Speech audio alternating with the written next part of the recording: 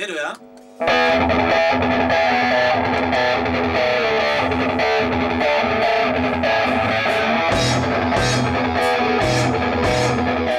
Když Jarda Macíček před 7 lety kapelu zakládal, bral to jako únik od stereotypu, který v té době měl.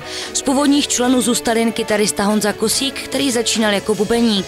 Nakonec se skupina rozrostla o téměř všechny hudebníky z Pirila. 2 noví zpěváci nastoupili před ani ne 3 týdny a tak mají co dělat, aby se sladili.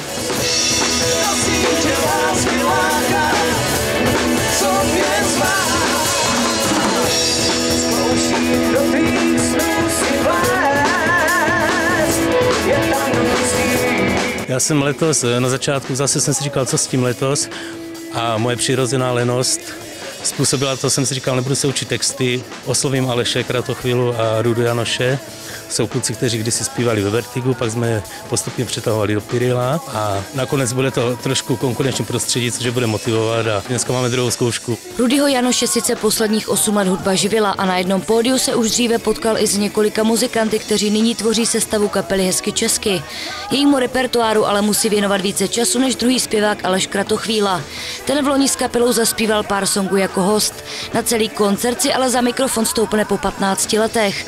Jak sám říká, je to boj, ale doufá, že spoluhráče nesklame. Až mě kluci vyženou, tak to bude vyřešený a bude pokoj. Vyplynulo to ze situace. My jsme nakonec pod nátlakem kývli, takže ne, tak je to příležitost si zaspívat po dlouhé době, i když v mém případě to už jsou dlouhé roky, co se nespívalo, takže nevím, jak to dopadne. Učím se de facto odznovu, něco znám jako z doslechu, jo, jak hrávali dříve, takže ten repertoár lehce znám, ale většinu těch písní jsem se musel naučit. Já jsem vždycky hrál spíš jako muziku komerční, to znamená, hráli jsme jak pop, tak rock a vlastně takovou všeho chuť.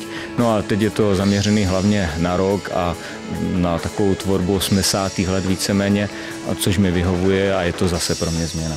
Já je znám 10-15 let, to byla jasná volba pro mě. Opravdu jsem si chtěl zahrát pořádně na kytaru a věnovat se kytaře, tak proto jsou tady kluci, aby zpívali, a to jsou excelentní zpěváci mimochodem. Diváci se mohou těšit i na staronový repertoár. Uslyší 3 nové pecky i skladby, které Hezky česky nehrálo už 5 let.